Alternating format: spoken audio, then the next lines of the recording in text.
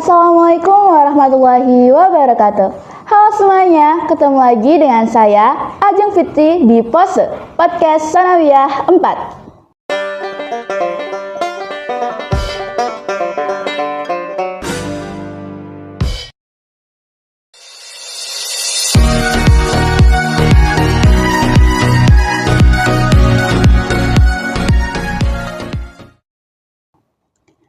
Marhaban ya Ramadan. Alhamdulillah kita semua bisa ditemukan di bulan Ramadan yang penuh berkah ini dalam keadaan yang sehat walafiat. Semoga seluruh amal kebaikan yang kita buat pada bulan kali ini diterima oleh Allah Subhanahu wa Ta'ala.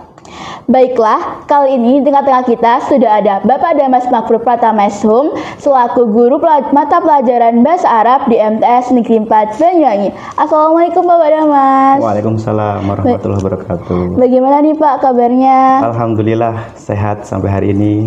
Masih puasa Pak? Masih dong. Oke, kali ini kita bakal berbincang-bincang dengan Bapak Damas mengenai sejarah tentang bulan suci Ramadan. Nah, Pak, menurut Bapak, apa makna bulan Ramadan dalam sejarah Islam dan bagaimana cara kita mengimplementasinya dalam kehidupan sehari-hari? Baik, terima kasih. Assalamualaikum warahmatullahi wabarakatuh. Waalaikumsalam warahmatullahi wabarakatuh. Terima kasih moderator Mbak Ajeng. Pertanyaannya sebenarnya saya jawabnya sepengetahuan saya aja ya, karena memang sebetulnya bukan bidang saya. Karena di sini mengajar bahasa. Bulan Ramadan itu adalah bulan yang mulia, di mana di sana banyak sekali keistimewaan-keistimewaannya. Kemudian juga di bulan Ramadan itu kita diwajibkan untuk berpuasa. Puasa sendiri itu kalau dalam bahasa Arab artinya as-saumu. Ya, pengertiannya apa itu saum? Kalau secara bahasa itu disebutnya as-saumu huwa al-imsaku. Imsak. Pernah kita dengar sering istilah imsak? Habis sahur kita sering dengar imsak. Apa itu imsak? Al-imsaku huwa as-saumu huwa al-imsaku anil muftiratin min tulu'il fajri ila ghurubisy syams. Jadi puasa itu adalah imsak. Imsak sendiri itu adalah puasa. Puasa menahan diri dari hal-hal yang membatalkan, seperti tidak makan, tidak minum, kemudian juga menawan hawa nafsu dari mulai terbit fajar sampai terbenam matahari, gitu ya. Kemudian di bulan Ramadan ini diwajibkan berpuasa. Itu juga merupakan salah satu dari 5 rukun Islam, ya. Hadis Nabi bunyinya bunyal Islamu ala khamsi, katanya. Jadi Islam itu didirikan atas 5 perkara. Syahadatu alla ilaha illallah wa anna Muhammadar Rasulullah. Berarti itu kan adalah 2 kalimat syahadat. Kemudian wa iqamis shalat, mendirikan salat. Yang ketiga wa itaiz zakat, menunaikan zakat, wasaumu Ramadan, dan puasa pada bulan. Kemudian yang terakhir wahajjul bait man istata'a ilaihi sabil, berhaji bagi yang mampu. Nah, karena salat ini salah satu dari 5 rukun Islam, maka hukumnya wajib. Allah juga berfirman dalam Al-Qur'an surat Al-Baqarah ayat 183, ya ayyuhalladzina amanu kutiba alaikumusiyam kama kutiba alal ladzina min qablikum la'allakum tattaqun. Wahai orang-orang yang beriman, diwajibkan bagi kamu berpuasa sebagaimana orang-orang sebelum kamu, tujuannya adalah untuk supaya kamu bertakwa. Seperti itu. Jadi puasa Ramadan sendiri ini sejarahnya, kalau bulan Ramadannya mungkin memang kita mengenalnya di zaman Nabi, di zaman puasa Ramadannya di zaman Nabi Muhammad. Gitu. Tapi untuk puasa sendiri sebelumnya kita lihat dari teks ayat tadi, kama kutiba alal ladzina min qablikum, sebagaimana diwajibkan atas umat-umat sebelummu. Berarti kan bisa kita simpulkan bahwasanya puasa itu sebelum umatnya Nabi Muhammad itu sudah ada puasa. Contoh yang yang sampai sekarang masih sering dilakukan itu ketika kita mengikuti puasanya Nabi Daud. Hari ini puasa, besok enggak, besok lagi puasa. Nah, itu puasanya zaman Nabi Daud seperti itu. Sampai yang ke Nabi Muhammad itu puasanya ketentuannya seperti ini, di bulan Ramadan selama 1 bulan penuh. Itu ya, itu sejarahnya. Sejarah puasa Ramadan. Kemudian yang kedua tadi cara mengimplementasikannya dalam kegiatan sehari. Cara mengimplementasikannya. Kan di bulan Ramadan ini kan dengan diwajibkannya kita berpuasa, di situ kita dilatih yang namanya kesabaran. Sabar menahan lapar, menahan haus, terus nahan emosi dan nahan-nahan yang lain yang sekiranya nanti bisa membatalkan atau mengurangi pahala puasa. Kemudian juga selain itu di bulan Ramadan ini kita dilatih untuk peduli dengan sesama kita, terutama yang tidak mampu. Karena dengan kita merasakan lapar, dengan kita merasakan haus, kita bisa tahu bahwasanya, oh ternyata begini rasanya orang yang nggak makan. Oh begini ternyata rasanya orang yang nahan haus, gitu. Nggak mampu beli, padahal di luar bulan Ramadan harusnya bisa makan, bisa minum, tapi karena dia nggak mampu, akhirnya nggak bisa makan dan minum. Dari sini kita bisa paham atau mungkin bisa mengerti bagaimana rasanya jadi orang susah, orang yang untuk makan sehari-hari aja susah.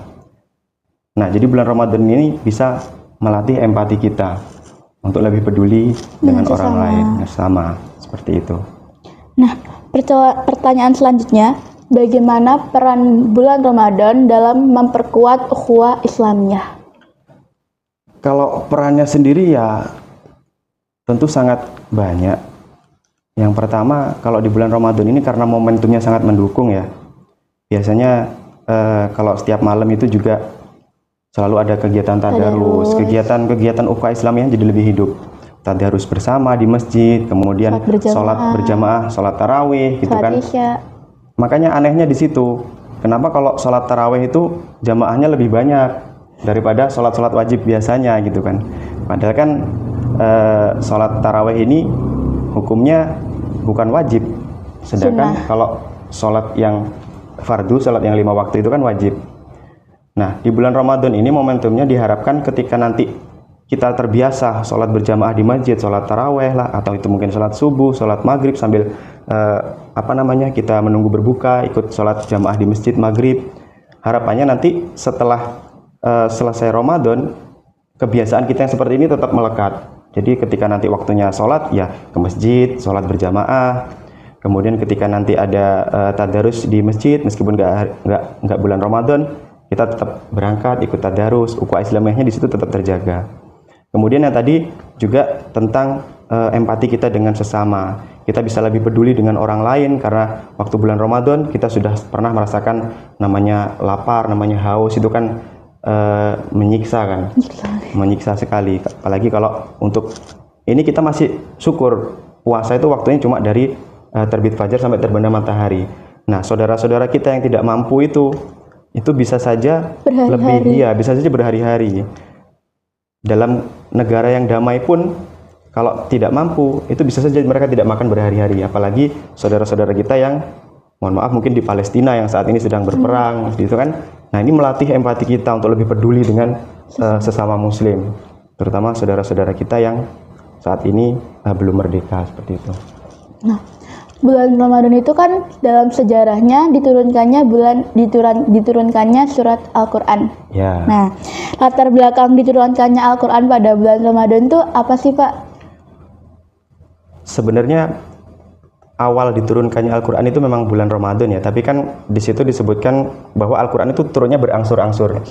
Jadi memang ayat pertama yang turun di bulan Ramadan, surat Al-Alaq. Ya, surat ayat 1 sampai 5. Iya, ayat 1 sampai 5 Al-Alaq.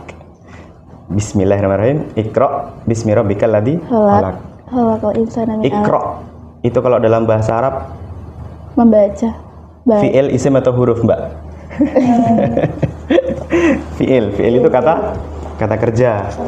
Iqra kata kerja jenisnya kata kerja perintah, fi'il amr. Jadi fi'il itu ada fi'il madi, fi'il mudhari, fi'il amr. Ini fi'il amr, Iqra. Berarti di situ ada perintah. Allah memerintahkan kita untuk membaca. Karena memang pada saat itu, pada zaman kenabian pada zaman Nabi Muhammad, banyak umatnya Nabi itu masih dalam keadaan jahiliyah. Sebenarnya bukan berarti tidak bisa membaca. Kan ayat pertama bilangnya Iqra. Nah, itu bukan berarti zaman dulu orang nggak bisa baca, bukan berarti gitu. Karena zaman Nabi dulu itu pun orang di Mekah sana yang berkembang itu bahasa.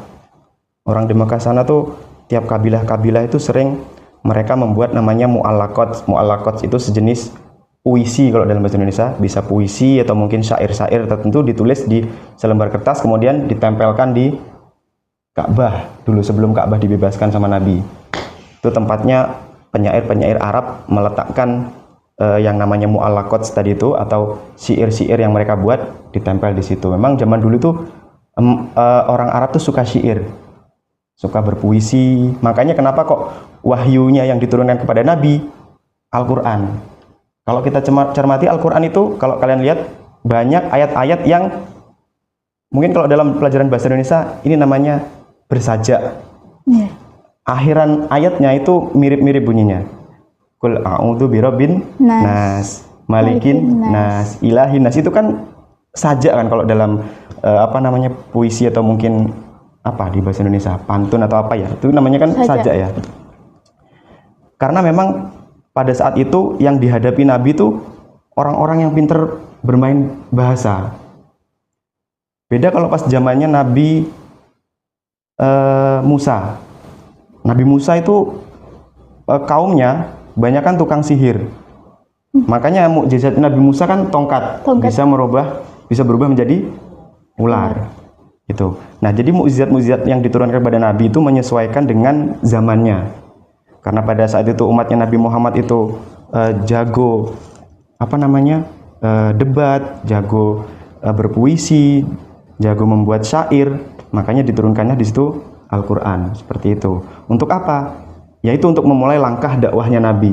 Bagaimana mungkin Nabi bisa menghadapi orang-orang yang jago membuat syair, sementara Nabi sendiri mukjizatnya bukan Al-Qur'an misalkan. Kan nggak nyambung gitu. Makanya di situ mukjizatnya diturunkannya Al-Qur'an supaya bisa mengawali langkah dakwah Nabi untuk memberikan untuk meluruskan ajaran tauhid yang sebelum-sebelumnya sudah diajarkan oleh Nabi yang sebelum Nabi Muhammad, seperti itu. Nah, udah dapat sedikit tentang sejarah bulan Ramadan dari Pak Damas. Kayaknya gitu aja nih guys. Terima kasih ya Pak Damas, sama-sama. Ilmunya, semoga bermanfaat buat teman-teman semua. Amin. Dan sampai jumpa di podcast selanjutnya. Saya Ade Fitri, pamit undur diri. Wassalamualaikum warahmatullahi wabarakatuh.